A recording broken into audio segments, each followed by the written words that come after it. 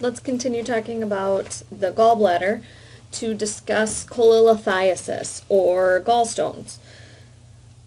The etiology of gallstones are that family history could play a part in the development of gallstones, but we have to think about this as a matter of, does family history mean that family nutritional habits and sedentary lifestyle, or is it that it's actually genetics? So it's kind of one of those things that you have to take with a grain of salt and think about which came first, the chicken or the egg. Is it because we generally tend to eat and be active the way our family is, or that our genetics dictate things like this?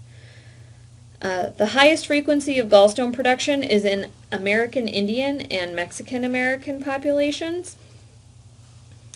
And a GI disorder that puts you at higher risk for cholelithiasis is Crohn's disease. You can see other risk factors over here on the right, and those are going to be important to know.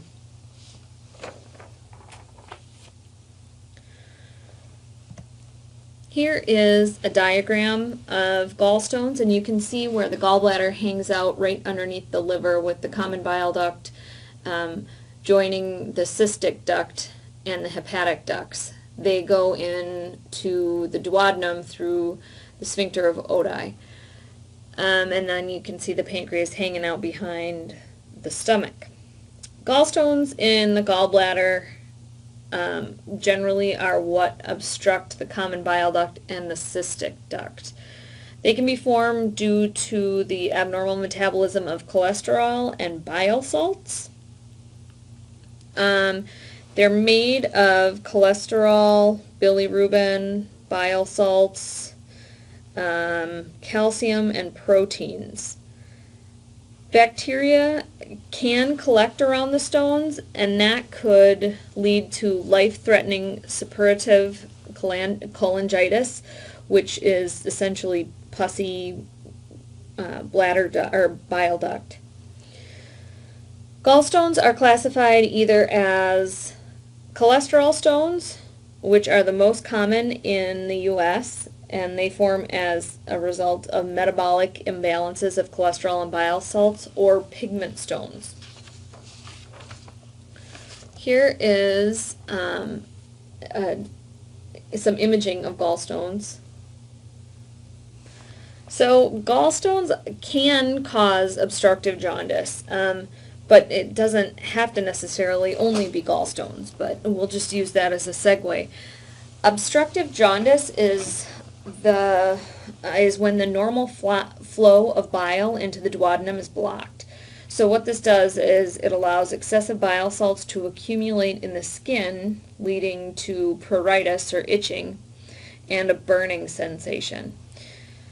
So what happens here is the blockage prevents bilirubin from reaching the large intestine as well, and in the large intestine, bilirubin gets converted to urobilinogen.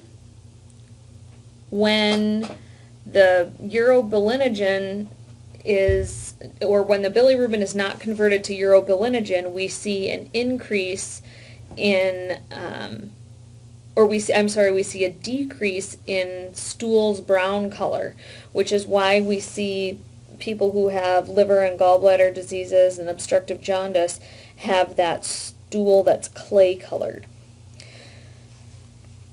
Not only that, but we see steatorrhea in these people because of the decreased fat absorption due to the lack of bile in the small intestine and the colon. So bilirubin is normally excreted by the kidneys in urine, but when there's an excess of circulating bilirubin and it's not being excreted through the stool, the urine becomes dark and foamy because there's nowhere for it to go, because the bilirubin is supposed to go through the digestive tract.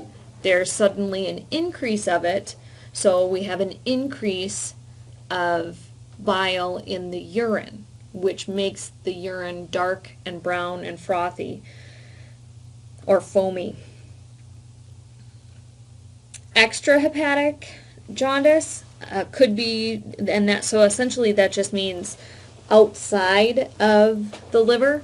That could be due to obstructed bile flow because of edema or gallstones.